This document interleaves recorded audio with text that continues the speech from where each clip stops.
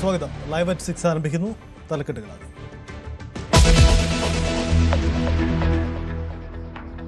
മദ്യനയത്തിൽ നിലപാട് മാറ്റി മുഖ്യമന്ത്രി. വീര്യം കുറഞ്ഞ മദ്യവിൽപ്പനയിൽ തീരുമാനം UDF-ന് വിട്ടു. വിൽക്കാൻ തീരുമാനിച്ചാൽ നികുതി ഘടന മാറ്റില്ല. ധനബില്ല് പാസ്സായാൽ നികുതി ഇളവ് നിലവിൽ വരുമെന്ന് KN ബാലഗോപാൽ. മുഖ്യമന്ത്രിയുടെ നിലപാട് പ്രഹസനമെന്നും ആരോപണം. VS സർക്കാരിന്റെ കാലത്തും വീര്യം കുറഞ്ഞ മദ്യം നിർമ്മിക്കാൻ ബക്കാടി കമ്പനി സമീപിച്ചതിന്റെ തെളിവുകൾ പുറത്തുവിട്ട് ന്യൂസ് 18.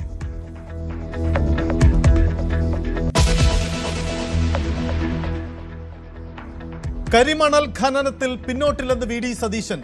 സ്വകാര്യവൽക്കരിക്കുമെന്ന് ബജറ്റിൽ പറഞ്ഞിട്ടില്ല. പ്രതിപക്ഷം ഇല്ലാ കഥകൾ പ്രചരിപ്പിക്കുന്നെന്നും മുഖ്യമന്ത്രി. PM ശ്രീ പദ്ധതിയിലെ മുൻ നിലപാടിൽ U-ടേൺ. പദ്ധതി നടപ്പാക്കുമെന്ന് താൻ പറഞ്ഞിട്ടുണ്ടോ എന്ന് സതീശൻ. നിങ്ങൾ ഒപ്പുവെച്ചത് മരവിപ്പിക്കാനാണോ എന്ന് പ്രതിപക്ഷത്തോട് ചോദ്യം.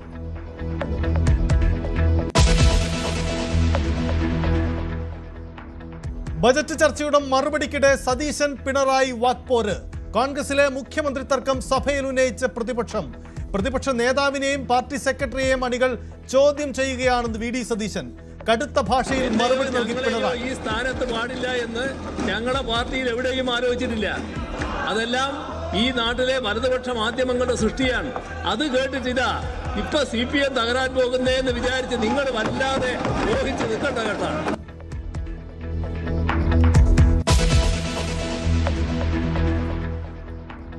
കേരളത്തിന് അഭിമാന നിമിഷം. 2 വർഷത്തിനിടെ 1000 കപ്പലുകൾ എത്തുന്ന തുറമുഖമായി വിഴിഞ്ഞം.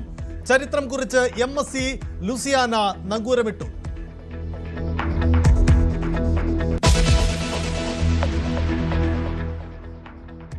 അയത്തൊള്ള അലി ഖമനേയുടെ സംസ്കാര ചടങ്ങിലേക്ക് മോദിക്ക് ക്ഷണം. ജൂലൈ ആദ്യവാരം നടക്കുന്ന സംസ്കാര ചടങ്ങിലേക്ക് ഔദ്യോഗികമായി ക്ഷണിച്ച ഇറാൻ പ്രസിഡന്റ്. ഇറാൻ US സമാധാന ചർച്ചകൾ അടുത്തയാഴ്ച പുനരാരംഭിക്കുമെന്ന് പാകിസ്ഥാൻ. മുൻ ദേവസ്വം ബോർഡ് പ്രസിഡന്റ് പത്മകുമാറിന്റെ വെളിപ്പെടുത്തൽ സാധൂകരിക്കുന്ന തെളിവുകളാണ് ഇപ്പോൾ പുറത്തുവിടുന്നത്.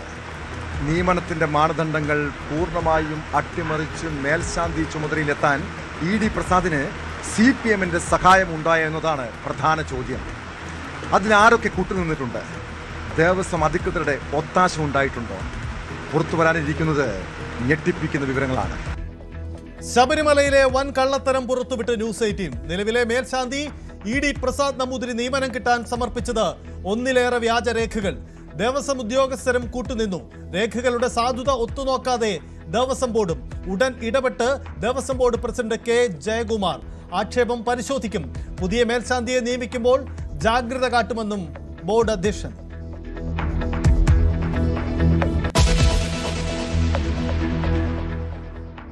തിരുവനന്തപുരം കോർപ്പറേഷനിൽ വീണ്ടും സത്യപ്രതിജ്ഞ. നടപടി ദൈവങ്ങളുടെയും ബലിദാനികളുടെയും പേരിലുള്ള സത്യപ്രതിജ്ഞ ഹൈക്കോടതി റദ്ദാക്കിയതോടെ വീണ്ടും സത്യപ്രതിജ്ഞ ചെയ്തത് 19 BJP കൗൺസിലർമാർ. സത്യവാചകം ചൊല്ലിക്കൊടുത്തത് മേയർ. ചട്ടവിരുദ്ധമെന്ന് CPM. വീണ്ടും കോടതിയെ സമീപിക്കാൻ നീക്കം.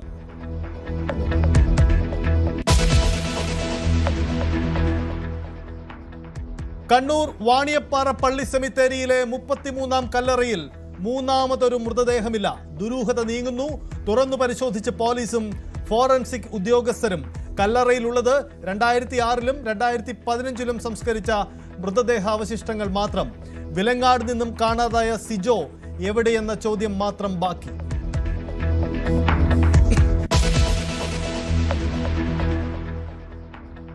കൊച്ചിയിൽ 24-കാരിയെ മയക്കുമരുന്നു നൽകി പീഡിപ്പിച്ച കേസിൽ ഗുണ്ടാത്തലവൻ അട്ടാണി അനീഷും കൂട്ടാളിയും അറസ്റ്റിൽ.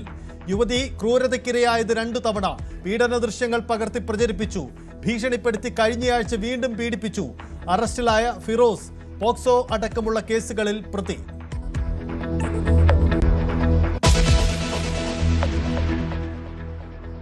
ബസ് കാത്തുനിന്ന 3 പേരുടെ ജീവനെടുത്ത കൊട്ടാരക്കര ടിപ്പർ അപകടത്തിൽ നടപടിയെടുത്ത് മോട്ടോർ വാഹന വകുപ്പ്. 2 ഉദ്യോഗസ്ഥർക്ക് സസ്പെൻഷൻ. നടപടി വാഹനം പരിശോധിക്കാതെ ഫിറ്റ്നസ് നൽകിയതിന്. ഇന്നും അപകടങ്ങൾ. നെടുമ്പാശ്ശേരിയിൽ ബൈക്ക് അപകടത്തിൽ 2 യുവാക്കൾ മരിച്ചു. പാലക്കാട് മുതലമടയിൽ ട്രാക്ടർ നിയന്ത്രണം വിട്ട് ദേഹത്തേക്ക് മറിഞ്ഞ് ഡ്രൈവർക്ക് ദാരുണാന്ത്യം.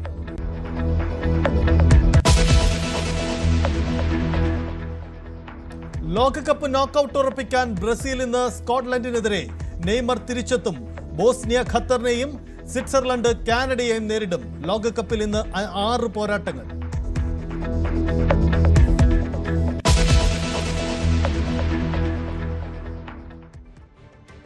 വീര്യം കുറഞ്ഞ മദ്യത്തിന് നികുതി കുറച്ച വിവാദത്തിൽ നിലപാട് മാറ്റി മുഖ്യമന്ത്രി. വീര്യം കുറഞ്ഞ മദ്യം വിൽക്കുന്നതിൽ തീരുമാനം UDF കൈക്കൊള്ളും. ഇതിനായി UDF സമിതിയെ വയ്ക്കും. സമിതി വിൽക്കേണ്ടെന്ന് തീരുമാനിച്ചാൽ വിൽക്കില്ല. വിൽക്കുമെങ്കിൽ ഇപ്പോൾ തീരുമാനിച്ചതാകും നികുതി ഘടനയെന്നും മുഖ്യമന്ത്രി പറഞ്ഞു. ബെക്കാഡി കമ്പനിയുമായി ആദ്യമായി സംസാരിച്ചത് MV ഗോവിന്ദനാണെന്നും DD സതീശൻ പറഞ്ഞു. വിദേശ മദ്യത്തിന് ബിയറിനേക്കാൾ കുറഞ്ഞ നികുതി ഏർപ്പെടുത്തിയത് പണം വാങ്ങിയാണോ എന്ന് സതീശനും ചോദിച്ചു. 2022-23 വർഷത്തിലെ മദ്യനയത്തിൽ പ്രഖ്യാപിച്ചിട്ടുള്ള പ്രകാരം 0.5 മുതൽ 20 വരെയുള്ള ആൽക്കഹോൾ കണ്ടന്റുള്ള മദ്യം വിപണനം നടത്തുന്നതിന് വിദേശ മദ്യ ചട്ടത്തിൽ ഭേദഗതി വരുത്തിയിട്ടുണ്ട്. ഫോറിൻ ലിക്കർ റൂൾസിൽ അമെന്റ്മെന്റ് നടത്തി. വീര്യം കുറഞ്ഞ മദ്യം എന്ന് നിശ്ചയിച്ച് നിങ്ങളാണ്. ഗവൺമെന്റ് കണ്ടിന്യൂഷൻ ആണല്ലോ. ഞങ്ങളുടെ മുമ്പിൽ വീര്യം കുറഞ്ഞ മദ്യമുണ്ട്. ഞങ്ങൾ അതിനൊരു ടാക്സ് റേറ്റ് നിശ്ചയിച്ചു. അതാണ് ടാക്സ് റേറ്റ്. 120% മുതൽ 120ഉം 175 2 ടാക്സ് റേറ്റ് നിശ്ചയിച്ചു. ഞങ്ങൾ മദ്യനയം തീരുമാനിക്കേണ്ടത് പൊളിറ്റിക്കൽ ഡിസിഷനാണ്. UDF ആണ്. UDF ഞങ്ങൾ എല്ലാവരുമായിട്ട് സംസാരിക്കും. ഞങ്ങളൊരു ഡ്രാഫ്റ്റ് രൂപപ്പെടുത്തും. ആ ഡ്രാഫ്റ്റ് എല്ലാ കക്ഷികളും സംസാരിക്കും. ഞങ്ങളൊരു തീരുമാനം എടുത്ത് നിങ്ങളെ പോലെ മദ്യനയത്തിന്റെ ഭാഗമാക്കി വീര്യം കുറഞ്ഞ മദ്യം കേരളത്തിൽ വിൽക്കണം എന്ന് UDF പോളിസി വന്നാൽ ഇതായിരിക്കും ടാക്സ്. ഇനി UDF തീരുമാനിക്കുകയാണ് വീര്യം കുറഞ്ഞ മദ്യം കേരളത്തിൽ വിൽക്കണ്ട, അത് വിൽക്കില്ല. വീര്യം കുറഞ്ഞ മദ്യത്തിലെ മുഖ്യമന്ത്രിയുടെ നിലപാട് സംശയാസ്പദമെന്നാണ് പ്രതിപക്ഷത്തിന്റെ നിലപാട്. KN ബാലഗോപാൽ മുൻ ധനമന്ത്രിയാണ് നിലപാട് സ്വീകരിക്കുന്നത്. ധനബില്ലിൽ നികുതി ഉൾപ്പെടുത്തുമെന്ന സൂചനയുണ്ട്. ധനബിൽ പാസ്സായാൽ നികുതി പ്രാബല്യത്തിൽ വരും. അങ്ങനെയെങ്കിൽ UDF ചർച്ച പ്രഹസനമാകുമെന്നും KN ബാലഗോപാൽ ആരോപിച്ചു.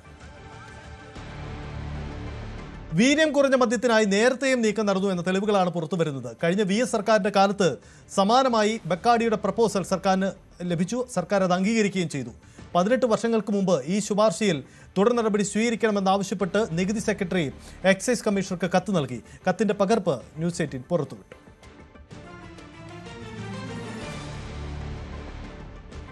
PM ശ്രീയിൽ നിലപാട് മാറ്റി BD സതീശൻ. നടപ്പാക്കുമെന്ന് താൻ പറഞ്ഞിട്ടുണ്ടോ എന്നാണ് മുഖ്യമന്ത്രി ഇപ്പോഴത്തെ ചോദ്യം. PM ശ്രീ പദ്ധതി മരവിപ്പിക്കാത്തത് എന്തെന്നായിരുന്നു പിണറായിയുടെ ചോദ്യം.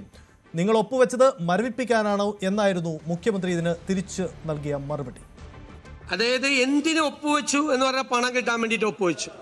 അപ്പോൾ ആ നടപടിക്രമങ്ങളെല്ലാം ഇതിലൊരു കാരണവശാലും ഒപ്പുവെക്കില്ല എന്നുള്ള തീരുമാനത്തെ, പ്രത്യയശാസ്ത്രപരമായ നയപരമായ തീരുമാനത്തെ, RSS വിഷസർപ്പമാണ് എന്ന് പറഞ്ഞ തീരുമാനത്തെ മുമ്പിൽ കീഴടങ്ങി ഒപ്പുവെച്ചു. നമ്പർ 1. നമ്പർ 2, എന്തുകൊണ്ട് നിങ്ങൾ ഇത് നടപ്പാക്കുന്നു എന്ന ചോദ്യമാണ്. ഞങ്ങൾ നടപ്പാക്കുന്നു എന്നൊന്നും പറഞ്ഞിട്ടില്ലല്ലോ. നിങ്ങൾ പറഞ്ഞത് എൻ്റെ രണ്ടാമത് ചോദ്യം, എന്തുകൊണ്ട് ഇത് ഞങ്ങൾ ഇനി നടപ്പാക്കില്ല എന്ന് പറഞ്ഞിട്ടൊരു കത്ത് കൊടുത്തില്ല? 8 മാസമായിട്ട് രണ്ടും ചെയ്തില്ല. ഒപ്പുവെക്കുകയും ചെയ്തു, നടപ്പാക്കില്ല എന്ന് പറഞ്ഞ് കത്തും കൊടുത്തില്ല. നിങ്ങളൊരു സബ് കമ്മിറ്റിയെ വെച്ചു. ഞങ്ങളെന്താ ചെയ്തത്? ഞങ്ങളും ഒരു സബ് കമ്മിറ്റിയെ വെച്ചു. ഞങ്ങൾ മന്ത്രിമാരുടെ സബ് കമ്മിറ്റിയെ വെച്ചു. ആ മന്ത്രിമാരുടെ സബ് കമ്മിറ്റിയെ വെച്ചിട്ട് ഞങ്ങൾ തീരുമാനം എടുക്കും. ഞങ്ങളുടെ തീരുമാനം എന്താ? കരിക്കുലം ഫ്രീഡത്തിൽ തൊടാൻ സമ്മതിക്കില്ല. സെലക്ഷൻ ഓഫ് സ്കൂൾസ് ഞങ്ങൾ ചെയ്യും, ഗവൺമെന്റ് ചെയ്യും. ആ ഒരു സിലബസിലും തൊടാൻ കേന്ദ്ര ഗവൺമെന്റിനെ സമ്മതിച്ചുകൊണ്ടുള്ള ഒരു നെഗോസിയേഷനും പറഞ്ഞു. ഇതില് ഒപ്പുവെച്ചു. ആ ഒപ്പുവെച്ചതിന് ശേഷം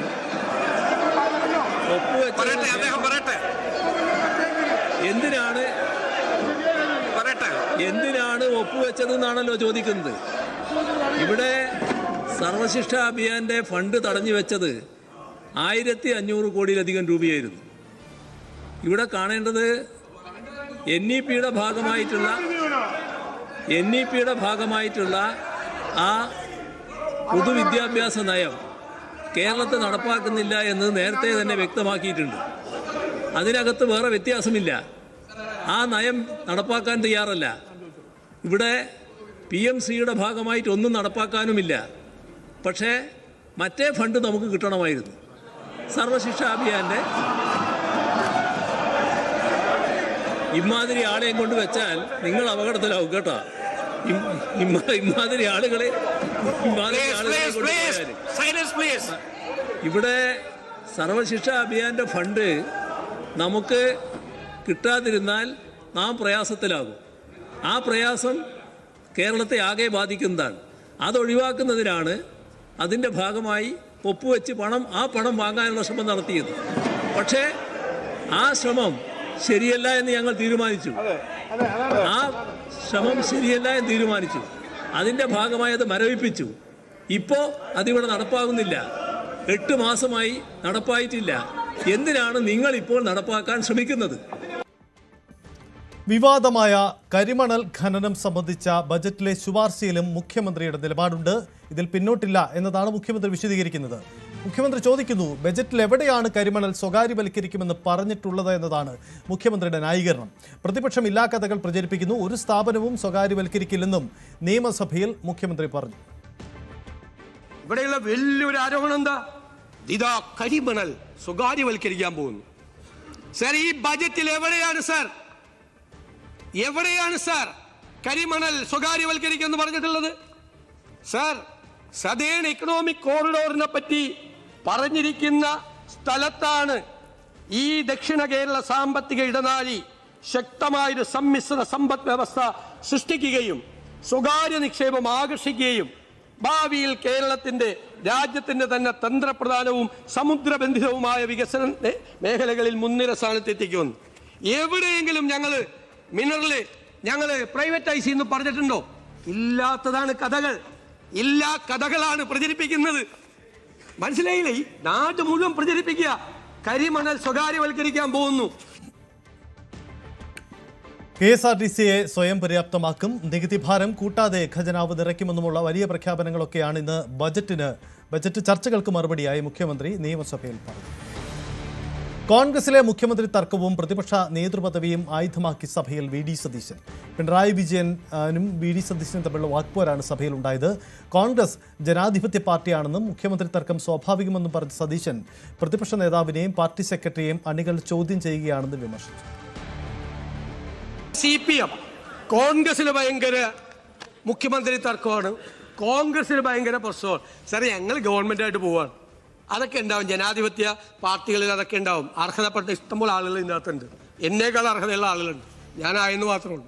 മനസ്സിലായില്ല? അതൊക്കെ നടക്കും ജനാധിപത്യ പാർട്ടി. നിങ്ങളുടെ പാർട്ടിയിൽ CPM-ൽ എല്ലാം ശാന്തമാണല്ലോ, അല്ലേ? എന്താണ് തെരഞ്ഞെടുപ്പ് കഴിഞ്ഞിട്ട് നടക്കുന്ന കാര്യങ്ങൾ? സാർ, ഞാൻ പ്രതിപക്ഷ നേതാവായി വന്ന് കസേരയിൽ ഇരുന്നപ്പോൾ എന്നെ ആരും ചോദ്യം ചെയ്തില്ല. പാർട്ടിയിൽ പ്രതിപക്ഷ നേതാവിനെയും പാർട്ടി സെക്രട്ടറിയെയും പാർട്ടിയിലെ അണികളും നേതാക്കന്മാരും ചോദ്യം ചെയ്യാണ് നേതൃത്വത്തെ, അല്ലെ നിങ്ങളുടെ പാർട്ടിയിൽ? ഇതിന് ശക്തമായ ഭാഷയിലായിരുന്നു പിണറായി വിജയന്റെ മറുപടി. അതൊക്കെ വല്ലാത്ത പൂതിയാണെന്നാണ് പ്രതിപക്ഷ നേതാവ് തിരിച്ചടിച്ചത്. ഇവിടെ ഞാനോ ഞങ്ങളോ ആദ്യമായിട്ട് നേരിടുന്നതല്ല. നല്ലോണം ചിരിക്കുന്നില്ലേ? ചിരിക്കുന്നവർ നല്ലോണം മനസ്സിലാക്കിക്കോ. നിങ്ങളെല്ലാം പിന്താങ്ങിക്കൊണ്ടിരിക്കുന്ന വലതുപക്ഷ മാധ്യമങ്ങൾ കൊത്തിക്കീറി വലിച്ചു നടക്കുകയായിരുന്നു. അന്നൊന്നും നമ്മളൊക്കെ നടന്നു പോയിട്ടില്ല കേട്ടാ. അതിനെല്ലാം നേരിട്ടുകൊണ്ട് തന്നെയാണ് ഇവിടെ നിൽക്കുന്നത്. എന്നെയോ ഞങ്ങളെയോ ഈ സ്ഥാനത്ത് പാടില്ല എന്ന് ഞങ്ങളുടെ പാർട്ടിയിൽ എവിടെയും ആലോചിച്ചിട്ടില്ല. അതെല്ലാം ഈ നാട്ടിലെ വലതുപക്ഷ മാധ്യമങ്ങളുടെ സൃഷ്ടിയാണ്. അത് കേട്ടിട്ടില്ല ഇപ്പൊ CPM തകരാൻ പോകുന്നതെന്ന് വിചാരിച്ച് നിങ്ങൾ വല്ലാതെ ഊഹിച്ച് നിൽക്കണ്ട കേട്ടാ. ഇടവേളയാണ്, മടങ്ങി വരാം.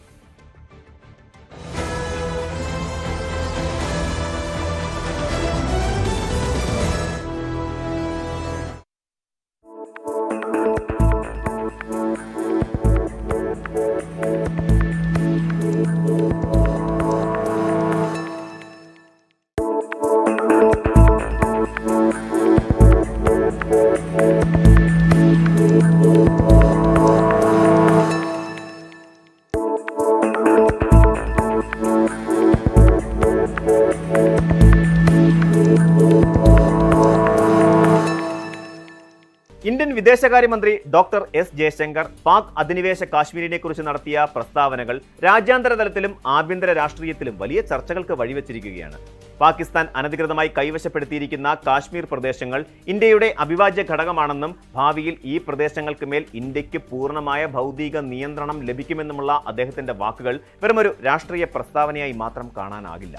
മറിച്ച് പതിറ്റാണ്ടുകളായി ഇന്ത്യ കാത്തുസൂക്ഷിക്കുന്ന ഒരു ഭരണഘടനാപരമായ പ്രതിബദ്ധതയുടെയും മാറുന്ന നയതന്ത്ര സമീപനത്തിന്റെയും ശക്തമായ പ്രതിഫലനമാണിത്.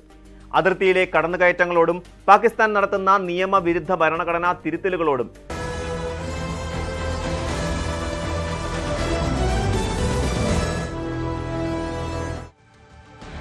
ഇറാന്റെ മുൻ പരമോന്നത നേതാവ് അയത്തുള്ള അലി ഖമനേയിയുടെ സംസ്കാര ചടങ്ങിലേക്ക് പ്രധാനമന്ത്രി നരേന്ദ്രമോദിക്ക് ക്ഷണം. ഇറാൻ പ്രസിഡന്റ് മസൂദ് പെസക്സിയാനാണ് മോദിയെ ഔദ്യോഗികമായി ക്ഷണിച്ചത്. ജൂലൈ ആദ്യവാരമാണ് സംസ്കാര ചടങ്ങുകൾ നടക്കുന്നത്. ഇതിനിടെ ഇറാൻ US സമാധാന ചർച്ചകൾ അടുത്തയാഴ്ച പുനരാരംഭിക്കുമെന്ന് പാകിസ്ഥാൻ വ്യക്തമാക്കി. ശബരിമലയുടെ വിശുദ്ധിയും പരിശുദ്ധിയും കാക്കാനുള്ള മുഖ്യ ബാധ്യത മേൽശാന്തിക്കാണ്. മണ്ഡല മകരവിളക്ക് കാലവും മാസപൂജകളും എല്ലാം കഴിഞ്ഞ് തന്ത്രിമാരടക്കം മലയിറങ്ങുമ്പോഴും പുറപ്പെടാ ശാന്തിമാർ അവിടെയുള്ളവർ മേൽശാന്തിമാർ തന്നെയാണ്. അത്രയ്ക്കും പരിപാവനമായ അയ്യപ്പൻ്റെ പൂങ്കാവനത്തിൻ്റെ സംരക്ഷകരാവേണ്ട മേൽശാന്തിമാരിലും വ്യാജന്മാരുണ്ടോ എന്ന ചോദ്യമാണ് ഉയരുന്നത്. നിലവിലെ ശബരിമല മേൽശാന്തി വ്യാജരേഖ ഹാജരാക്കിയാണ് മേൽശാന്തി തെരഞ്ഞെടുപ്പിൽ എത്തിയത് എന്ന നിർണായകമായ തെളിവുകളാണ് ന്യൂസ് 18 പുറത്തുവിടുന്നത്. ശബരിമല മാളികപ്പുറം മേൽശാന്തിമാരെ തിരുവിതാംകൂർ ദേവസ്വം ബോർഡ് അഭിമുഖത്തിന് ശേഷം നറുക്കെടുപ്പിലൂടെയാണ് തെരഞ്ഞെടുക്കുന്നത്. മലയാള ബ്രാഹ്മണർക്ക് മാത്രമാണ് അപേക്ഷിക്കാൻ യോഗ്യത. പൂജാതി കർമ്മങ്ങളിലെ അവഗാഹവും അനുഭവപരിചയവും മാത്രമല്ല, അയ്യപ്പനെ സേവിക്കാനെത്തുന്ന വ്യക്തി യോഗി തുല്യനായിരിക്കണമെന്ന സങ്കല്പത്തിലാണ് തിരുവിതാംകൂർ ദേവസ്വം ബോർഡ് ഈ ചട്ടങ്ങൾ തയ്യാറാക്കിയിരിക്കുന്നത്. ദിവസേന 3 പൂജകൾ നടക്കുന്ന ക്ഷേത്രങ്ങളിൽ 10 വർഷം തുടർച്ചയായി മേൽശാന്തിയാകണമെന്നാണ് പ്രധാന മാനദണ്ഡങ്ങളിലൊന്ന്. വ്യക്തി സമർപ്പിക്കുന്ന വിവരങ്ങൾ അതേപടി അംഗീകരിക്കുകയല്ല, ഇഴകീറി പരിശോധിച്ച് പോലീസും വിജിലൻസും നൽകുന്ന ശുപാർശയിലാണ് ഒടുവിൽ നിയമനം നടക്കുന്നത്. സർക്കാർ ജോലിയിലും മറ്റും ഇല്ലാത്ത യോഗ്യത അവകാശപ്പെട്ട് നിയമനം നേടിയെടുത്തത് നാം കേട്ടിട്ടുണ്ട്. എന്നാൽ ശബരിമല മേൽശാന്തി നിയമനത്തിലും ഇത്തരം തട്ടിപ്പ് നടക്കുമോ? നിലവിലെ മേൽശാന്തി ED പ്രസാദ് നമ്പൂതിരി ദേവസ്വം ബോർഡിന്റെ നിബന്ധന പ്രകാരമുള്ള യോഗ്യതയില്ലാതെയാണ് ശബരിമല മേൽശാന്തിയായത്. ശബരിമല മേൽശാന്തി നിയമനം പൂർണ്ണമായും ദൈവനിയോഗമെന്നാണ് വിശ്വാസം. അപേക്ഷകരിൽ നിന്നും അഭിമുഖം വഴി യോഗ്യത നേടുന്നവരിൽ നിന്നും നറുക്കെടുപ്പിലൂടെയാണ് പുതിയ മേൽശാന്തിയെ നിയമിക്കുന്നത്. മാനുഷികമായ ഇടപെടലുകൾക്ക് ഇവിടെ സ്ഥാനമില്ലെന്നും അയ്യപ്പസ്വാമിയുടെ ഇഷ്ടം ഇതിൽ പ്രതിഫലിക്കുന്നുവെന്നുമാണ് ഭക്തർ വിശ്വസിക്കുന്നത്. എന്നാൽ ED പ്രസാദിന്റെ നിയമനത്തിൽ പല അട്ടിമറികളും നടന്നെന്നാണ് തെളിവുകൾ. ED പ്രസാദ് നമ്പൂതിരി മാനദണ്ഡമനുസരിച്ച് ശബരിമല മേൽശാന്തിയാകാൻ യോഗ്യനല്ല എന്നതിന്റെ രേഖകളാണിത്. 3 പൂജകളുള്ള ക്ഷേത്രങ്ങളിൽ 10 വർഷം തുടർച്ചയായി മേൽശാന്തിയാകണമെന്ന മാനദണ്ഡം കാറ്റിൽ പറത്തി. മേൽശാന്തിയാകാനുള്ള അപേക്ഷയിൽ ED പ്രസാദ് എഴുതി നൽകിയിരിക്കുന്നത് നോക്കുക. 15 വർഷക്കാലത്തെ വിവിധ ക്ഷേത്രങ്ങളിലെ മേൽശാന്തി പരിചയമാണ് വിവരിക്കുന്നത്. ഇതിൽ 2 കാലഘട്ടങ്ങളിൽ ചോറ്റാനിക്കര ക്ഷേത്രത്തിൽ മേൽശാന്തിയായിട്ടുണ്ടെന്നാണ് ED പ്രസാദ് ദേവസ്വം ബോർഡിന് സമർപ്പിച്ച രേഖകളിലുള്ളത്. കൊച്ചി ദേവസ്വം അസിസ്റ്റന്റ് കമ്മീഷണർ 2 തവണ നൽകിയ അനുഭവ പരിചയ റിപ്പോർട്ടിലും ഇത് ശരിവെക്കുന്നു.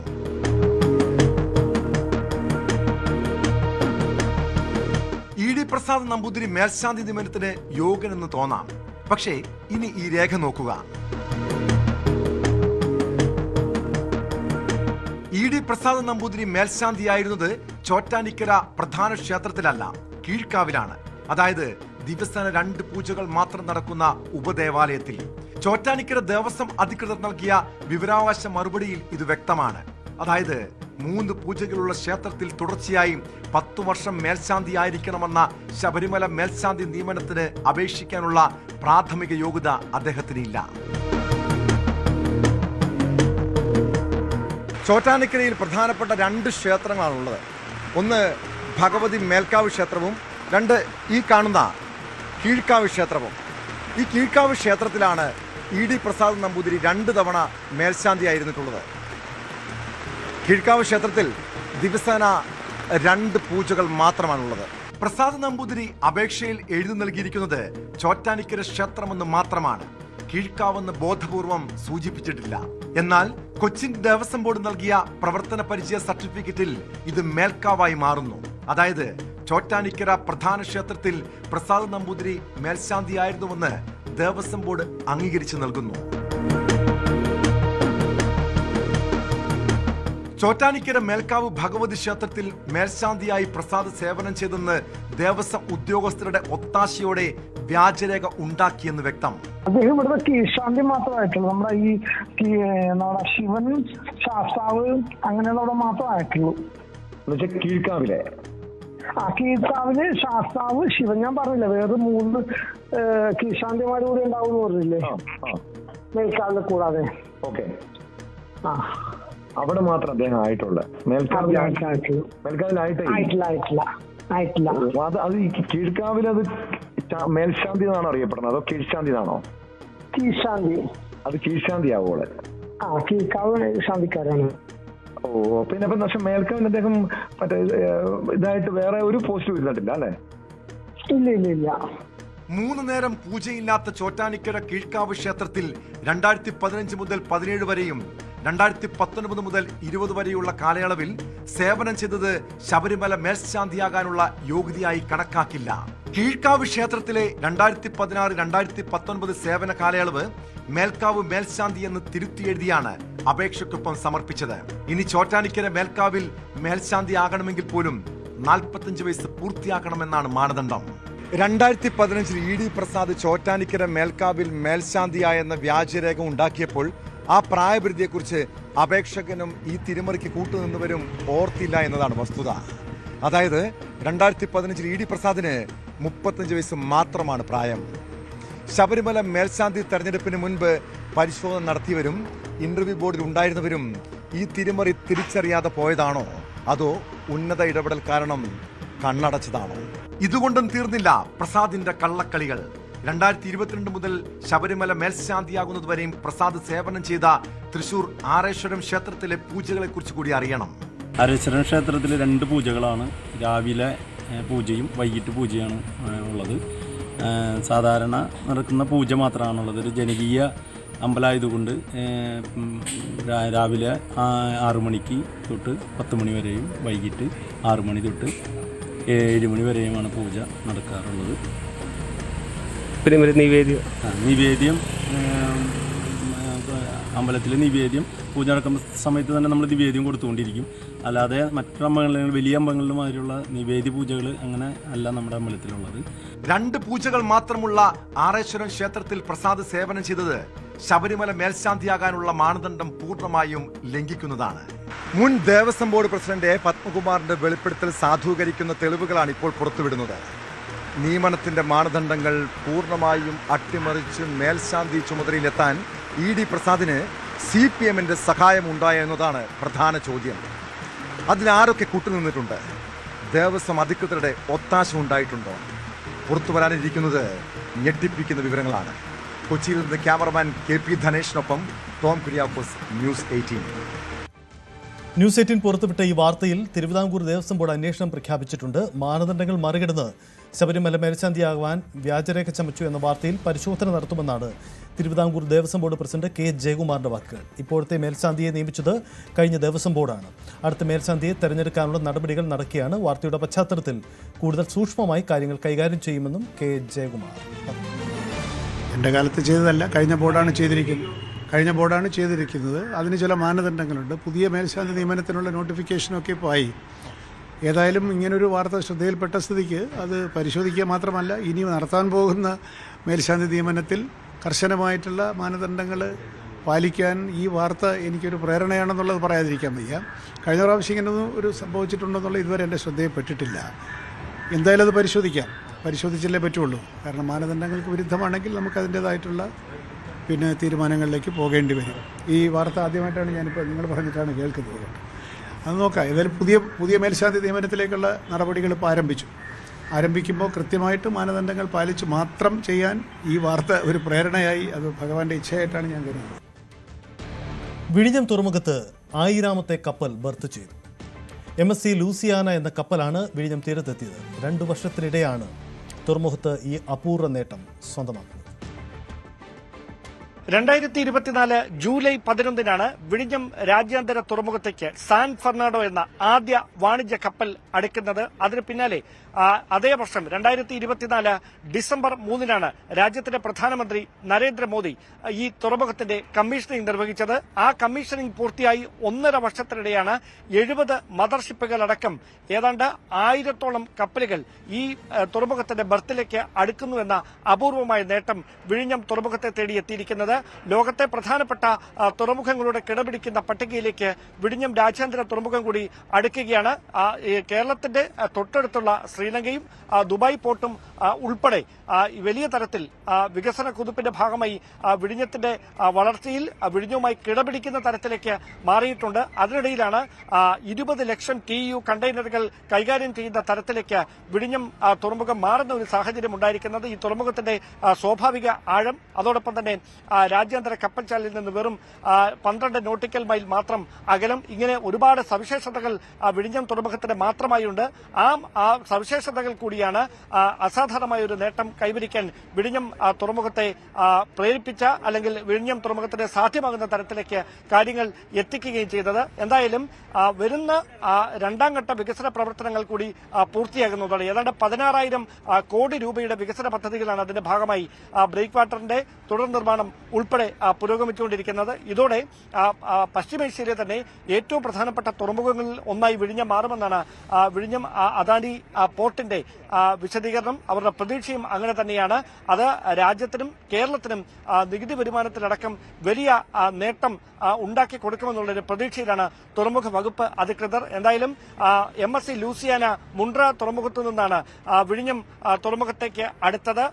ഇവിടെ ബ്രേക്ക് വാട്ടറിന്റെ സമീപത്ത് നിന്ന് വാട്ടർ സല്യൂട്ട് നൽകിക്കൊണ്ട് ടഗ് ബോട്ടുകളുടെ സഹായത്തോടെയാണ് ബർത്തിലേക്ക് ഈ വലിയ കപ്പലിനെ അടുപ്പിച്ചത്. അതിനുശേഷം തുറമുഖ വകുപ്പ് MD അടക്കം, അദാനി പോർട്ടിന്റെ MD അടക്കം ഈ ചടങ്ങുകൾക്ക് സാക്ഷ്യം വഹിക്കാനായി ഇവിടെ എത്തിയിരുന്നു. അതീവ സുരക്ഷാ ക്രമീകരണങ്ങൾക്ക് നടുവിലാണ് 1000ാമത്തെ കപ്പലായ MSC ലൂസിയാന വിഴിഞ്ഞം രാജ്യാന്തര തുറമുഖത്തേക്ക് അടുത്തിരിക്കുന്നത്.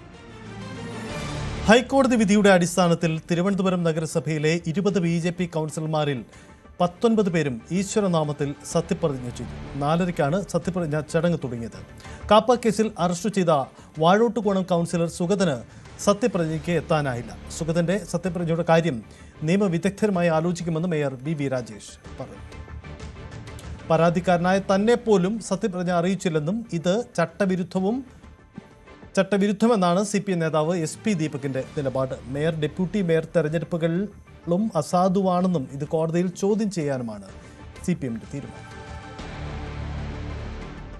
കണ്ണൂർ വാണിയപ്പാറ ഇൻഫന്റ് ജീസസ് പള്ളി സെമിത്തേരി കല്ലറയിലെ ദുരൂഹത നീങ്ങുകയാണ്. കല്ലറയിലുള്ളത് വിലങ്ങാട് നിന്നും കാണാതായ സിജോയുടെ മൃതദേഹമല്ലെന്നാണ് പ്രാഥമിക വിലയിരുത്തൽ. കല്ലറയിലുള്ളത് 2 മൃതദേഹ അവശിഷ്ടങ്ങളാണ്. ഇത് 2006-ലും 2015-ലും അടക്കം ചെയ്ത 2 മൃതദേഹങ്ങളുടെ അവശിഷ്ടങ്ങളാണെന്നാണ് നിഗമനം. സംശയാസ്പദമായി കണ്ട പായയിൽ കണ്ട മൃതദേഹത്തിന് അടിയിൽ വെച്ചതെന്നാണ് സൂചന. കോഴിക്കോട് നിന്നുള്ള വിദഗ്ധ സംഘമാണ് പരിശോധന നടത്തിയത്. എറണാകുളം കോതമംഗലത്ത് കാട്ടാനകളെ തുരത്താനുള്ള നടപടികളുമായി വനംവകുപ്പ്. ഡോക്ടറും ACF ജ്യോതിഷ് ഒഴാങ്കലും RO ലുധീഷും സ്ഥലത്ത് പരിശോധന നടത്തി. പ്രദേശത്ത് ഏറെ നാളായി കാട്ടാന നിലയുറപ്പിച്ച് വ്യാപകമായ കൃഷിനാശമാണ് വരുത്തുന്നത്. ഇന്ന് തന്നെ ആനയെ മയക്കുവെടിവെച്ച് പിടികൂടണമെന്ന ആവശ്യത്തിൽ നാട്ടുകാരും ശക്തമായി രംഗത്തുണ്ട്. ജനപ്രതിനിധികളും ഇതേ നിലപാടുമായി ഉറച്ചു നിൽക്കുകയാണ്. ഇതോടുകൂടി വനപാലകരുമായി വാക്ക് തർക്കമുണ്ടായി. ഒടുവിൽ റേഡിയോ കോളർ ഘടിപ്പിച്ച് ആനയുടെ സഞ്ചാരപാതയും നീക്കങ്ങളും നിരീക്ഷിച്ച ശേഷം കുങ്കി ആനയുടെ സഹായത്തോടെ പിടികൂടി മാറ്റാമെന്നാണ് ഫോറസ്റ്റ് അധികൃതർ ഉറപ്പു നൽകിയത്.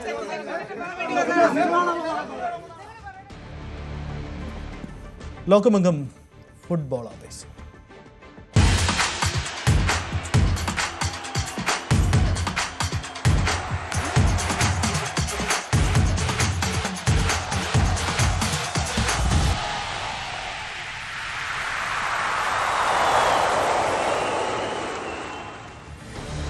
ലോകകപ്പ് ഗ്രൂപ്പ് സിയിലെ ആവേശപ്പോരിൽ ഇന്ന് ബ്രസീലും സ്കോട്ട്ലൻഡും ഏറ്റുമുട്ടും. നെയ്മർ കളത്തിലിറങ്ങാൻ സജ്ജനാണെന്ന് കോച്ച് ആഞ്ചലോട്ടി വ്യക്തമാക്കിയതോടെ ആവേശത്തിലാണ് ബ്രസീൽ ആരാധകർ. ഇന്ത്യൻ സമയം പുലർച്ചെ 3:30 മിയാമിയിലാണ് മത്സരം നടക്കുന്നത്. 24 വർഷമായി ബ്രസീൽ കാത്തിരിക്കുകയാണ് ലോക കിരീടം നാട്ടിലെത്തിക്കാൻ. വമ്പൻ പ്രതീക്ഷയോടെയാണ് US-ലെത്തിയത്. എന്നാൽ മൊറോക്കോ ഏൽപ്പിച്ച ഷോക്ക് ഹെയ്ത്തിക്കെതിരായ ജയത്തോടെ പൂർണ്ണമായി വിട്ടുമാറിയോ എന്ന് സംശയമുണ്ട് ആരാധകർക്ക്. സാമ്പാത്താളം മടങ്ങിയെത്തിയെന്ന് സോഷ്യൽ മീഡിയയിൽ കുറിക്കുമ്പോഴും ഉള്ളു തുറന്നാൽ അറിയാം ആരാധകരുടെ ആശങ്ക. ഗ്രൂപ്പ് സിയിൽ 4 പോയിന്റുമായി ബ്രസീൽ നിലവിൽ 1ാം സ്ഥാനത്തുണ്ട്. ഹെയ്ത്തിക്കെതിരെ ആദ്യ ലെവലിലെത്തിയ മത്തയൂസ് കൂഞ്ഞ ഇരട്ട ഗോളുമായി തിളങ്ങിയത് ആവേശകരമായിരുന്നു. വിനീഷ്യസ് ജൂനിയറും ഗോൾ വേട്ടയിലുണ്ട്. നെയ്മർ കൂടി എത്തുമെന്നാണ് ആഞ്ചലോട്ടിയുടെ പ്രഖ്യാപനം. കളിക്കാൻ നെയ്മർ സജ്ജനായി എന്ന് coach. Neymar en estos días ha sido muy boa, porque obviamente conoce muy bien el compañero, trabajó muy bien, con mucha seriedad, tentando de recuperar lo más cedo posible. Estoy muy feliz con él. Neymar കായികക്ഷമത വീണ്ടെടുത്തുവെങ്കിലും പകരക്കാരനായി കളത്തിലിറക്കാനാണ് സാധ്യത. മറുവശത്ത് ചില പ്രശ്നങ്ങൾ നേരിടുന്നുണ്ട് Scotland. ആദ്യ മത്സരത്തിൽ ഹെയ്ത്തിയെ ഏകപക്ഷീയമായ 1 ഗോൾ തോൽപ്പിച്ച് ആവേശത്തോടെ തുടങ്ങിയ സ്കോട്ട്ലൻഡ് പക്ഷേ 2ാം മത്സരത്തിൽ മൊറോക്കോയോട് പരാജയപ്പെട്ടു. അടുത്ത റൗണ്ടിലേക്ക് യോഗ്യത നേടണമെങ്കിൽ ബ്രസീലിനെതിരെ അട്ടിമറി ജയം അത്യാവശ്യമാണ്. സ്കോട്ട് മക്ടോമിനിയുടെ മിഡ്ഫീൽഡ് കരുത്തിലാണ് അവരുടെ പ്രതീക്ഷകൾ മുഴുവൻ. ലോകകപ്പ് ചരിത്രത്തിൽ ഇത് 5ാം തവണയാണ് 2 ടീമുകളും നേർക്കുനേർ വരുന്നത്. മുൻ ചരിത്രം പരിശോധിച്ചാൽ 4 മത്സരങ്ങളിൽ 3ലും വിജയം ബ്രസീലിനൊപ്പമായിരുന്നു. സ്കോട്ട്ലൻഡിന് ഇത് പ്രതികാരത്തിനുള്ള ഒരു അവസരം കൂടിയാണ്. 28 വർഷങ്ങൾക്ക് ശേഷം ലോകകപ്പ് വേദിയിലേക്ക് തിരിച്ചെത്തിയ സ്കോട്ട്ലൻഡിന് 1998 ലോകകപ്പിൽ തങ്ങളെ പുറത്താക്കിയ ബ്രസീലിനെ തോൽപ്പിക്കാൻ കഴിഞ്ഞാൽ ആ കണക്കങ്ങ് തീർക്കാം. ബ്രസീലിയൻ പ്രതിരോധത്തിലെ പിഴവുകൾ മുതലെടുക്കുക എന്നതായിരിക്കും സ്കോട്ടിഷ് ആലോചന. മിയാമിയിലെ കളിമുറ്റത്ത് സാമ്പാ താളം കേൾക്കുമോ അതോ ടാർട്ടൻ ആർമിയുടെ ബാക്ക് പൈപ്പറുകൾ ഈണം മുഴക്കുമോ എന്ന് കാത്തിരുന്നു കാണാം. World cup desk news 18. Brazil Scotland മത്സരം ഉൾപ്പെടെ 6 പോരാട്ടങ്ങളാണ് ഇന്ന് ലോകകപ്പിൽ നടക്കുക. ഗ്രൂപ്പ് ബിയിലെ മത്സരങ്ങളിൽ ബോസ്നിയ ഖത്തറിനെയും സ്വിറ്റ്സർലൻഡ് കാനഡയും നേരിടും. രാത്രി 12:30 2 മത്സരങ്ങളും. കാനഡയും സ്വിറ്റ്സർലൻഡുമാണ് ഗ്രൂപ്പിലെ ആദ്യ 2 സ്ഥാനങ്ങളിൽ. രാവിലെ 6:30 ഗ്രൂപ്പ് എയിലെ മത്സരങ്ങൾ. ചെക്കിയ മെക്സിക്കോയെയും ദക്ഷിണ കൊറിയ ദക്ഷിണാഫ്രിക്കയെയും നേരിടും. നോക്കൌട്ട് ഉറപ്പിച്ച മെക്സിക്കോ വിജയം തുടരാൻ ശ്രമിക്കുമ്പോൾ പ്രതീക്ഷ നിലനിർത്താൻ ചെക്ക് ടീമിന് ജയം അനിവാര്യമാണ്. 3 പോയിന്റുമായി ഗ്രൂപ്പിൽ 2ാമതുള്ള ദക്ഷിണ കൊറിയയ്ക്കും മത്സരം നിർണായകമാണ്. ഗ്രൂപ്പ് സിയിൽ മൊറോക്കോയും ഹെയ്ത്തിയും ഏറ്റുമുട്ടും. പുലർച്ചെ 3:30 അറ്റ്ലാന്റയിലാണ് ഈ മത്സരം നടക്കുക. 4 പോയിന്റ് വീതമുള്ള ബ്രസീലും മൊറോക്കോയുമാണ് ഗ്രൂപ്പിൽ മുന്നിൽ.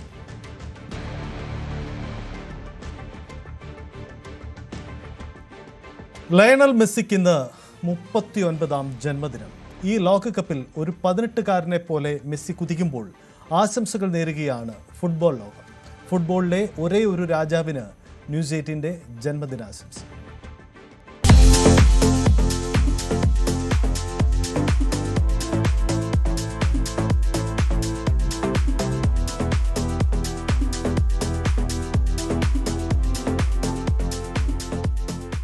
ലയണൽ മെസ്സി ഒരു ഗോൾ വേട്ടക്കാരനല്ല, കാമുകനാണ്. കാൽപന്തിന്റെ നിതാന്ത കാമുകൻ. അത്രമേൽ ആർദ്രമായി തീക്ഷ്ണമായി കാൽപന്തിനെ പ്രണയിക്കുന്ന കാൽപ്പനികൻ. ഗോളെണ്ണത്തിന്റെ റെക്കോർഡുകൾ സ്വാഭാവികമായി അവനിലേക്ക് വന്നു ചേർന്നതാണ്. യൗവന തീക്ഷ്ണവും പ്രേമസുരഭിലവുമായ അസുലഭകാലത്തെ ദീർഘചുംബനങ്ങൾ എന്നപ്പോൾ ഇന്ന് അവന് 39 വയസ്സാകുന്നു. ഇതവന്റെ അവസാന പെരുങ്കളിയാട്ടമാണെന്ന് പലരും കരുതുന്നു. കഴിഞ്ഞ തവണയും അങ്ങനെ കരുതിയിരുന്നു. ഖത്തറിൽ കാൽപന്തിന്റെ മിശിഖയുടെ മുത്തത്താൽ ലോക കിരീടം മഹത്വപൂർണമായി. ഇനി അവന് മുന്നിൽ ലക്ഷ്യങ്ങളില്ല. പൂർണ്ണമത പൂർണ്ണമിതം ലോകം വിലയിരുത്തി. പക്ഷേ കഴിഞ്ഞ 4 വർഷങ്ങൾ അവനിലെ കളിമികവ് ചോരാതെ കളിയഴകേറിയ കാലം. എന്തിന് ആദ്യ പ്രണയത്തിന്റെ കൗമാര കുതൂഹലം പോലും വിട്ടുമാറിയിട്ടില്ല. ഗോൾവല അനായാസം കുലുക്കും മുമ്പ് പന്തുമായി ഒറ്റയ്ക്കു നിൽക്കുമ്പോൾ ആ കണ്ണിൽ വിടരുന്ന പകപ്പ് നമ്മളിപ്പോഴും കാണുന്നു. 4 വർഷങ്ങൾക്കപ്പുറം അവന് 43 വയസ്സ്. അന്നും കാൽപന്താസ്വാദകരെ വിസ്മയങ്ങളിൽ ആറാടിക്കാൻ അവനെത്തിയാൽ അത്ഭുതപ്പെടാനില്ല. എല്ലാം മാറ്റിമറിക്കുന്ന കാലത്തിനു പോലും ആ കാലുകളിൽ നിന്നും പന്തിനെ അടർത്തി മാറ്റുക പ്രയാസമാകും.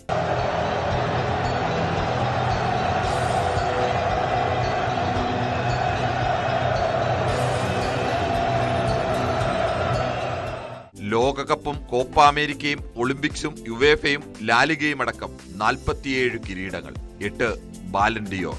6 തവണ യൂറോപ്യൻ ഗോൾഡൻ ബൂട്ട്, 2 തവണ ഗോൾഡൻ ബോൾ, 2005-ൽ 18-ാം വയസ്സിൽ തുടങ്ങിയ അന്താരാഷ്ട്ര അശ്വമേധം. മാർഗം മുടക്കുവാൻ ആരുമില്ലാതെ കുഞ്ചിരോമങ്ങൾ തുള്ളിച്ചു തുള്ളിച്ചു സഞ്ചരിക്കയാണ് ആ ചെമ്പൻ കുതിര. സഞ്ചിതമാകും ഇരുട്ടുകളെല്ലാം സംഭ്രമമാർന്നോരന്നേരം, മാനവർ കണ്ടോരഗ്നിസ്മിതമതിൽ മണ്ണിലെ വിണ്ണിൻ വാഗ്ദാനം. കാലപ്പെരുവഴിയിലൂടെ പോന്നിതു കാണക്കാണെ കമനീയം, കാണക്കാണെ കമനീയമാകും അഗ്നിസ്മിതം. മെസ്സി എന്ന പന്താട്ട വിസ്മയ പ്രതിഭയെ വരഞ്ഞതാകുമോ വൈലോപ്പിള്ളി?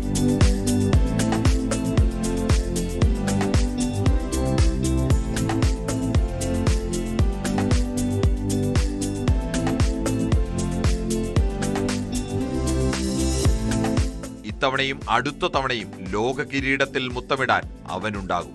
ആരാധകരുടെ പ്രതീക്ഷയും സ്വപ്നവുമാണത്. ഞങ്ങളുടെ കാലത്തെ ആനന്ദഭരിതമാക്കിയ പ്രിയപ്പെട്ടവനെ, നിനക്ക് പിറന്നാൾ സ്നേഹം ആശംസകൾ.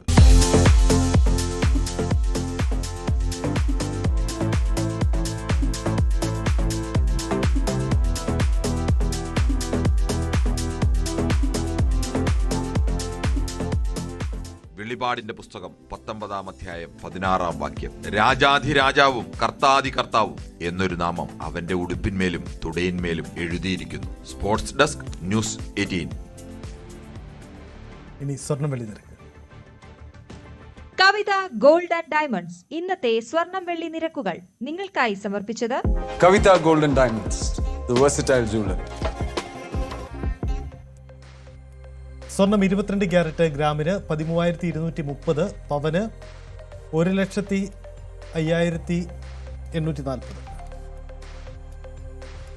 18 ക്യാരറ്റ് സ്വർണം ഗ്രാമിന് 10,930, പവന് 87,440. വെള്ളി ഗ്രാമിന് 245, കിലോഗ്രാമിന് 2,40,45. കവിത ഗോൾഡ് ആൻഡ് ഡയമണ്ട്സ് ഇന്നത്തെ സ്വർണം വെള്ളി നിരക്കുകൾ നിങ്ങൾക്കായി സമർപ്പിച്ചത് Kavitha gold and diamonds, the versatile jewellery. Exalogic മാസപ്പടി കേസിൽ വളരെ പ്രധാനപ്പെട്ട ഒരു നീക്കം. SFIയുടെ അന്വേഷണം, SFIയുടെ കുറ്റപത്രത്തിന്റെ രേഖകൾ ഇഡിക്ക് കൈമാറിക്കഴിഞ്ഞു. 134 രേഖകളാണ് ഇഡിക്ക് കൈമാറിയിരിക്കുന്നത്. ഈ രേഖകൾ ലഭിക്കാൻ നേരത്തെ കാലതാമസം നേരിട്ടിരുന്നു. വീണ്ടും വീണയെ ചോദ്യം ചെയ്യാൻ വിളിപ്പിക്കാൻ ഇഡി തീരുമാനിച്ചിട്ടുണ്ട്. തിങ്കളാഴ്ചയാണ് വീണ്ടും വിശദമായ ചോദ്യം ചെയ്യലിന് വീണ ടിയെ ഇഡി വിളിച്ചു വരുത്തുക. ഇടവേളയാണ്, മടങ്ങി വരും.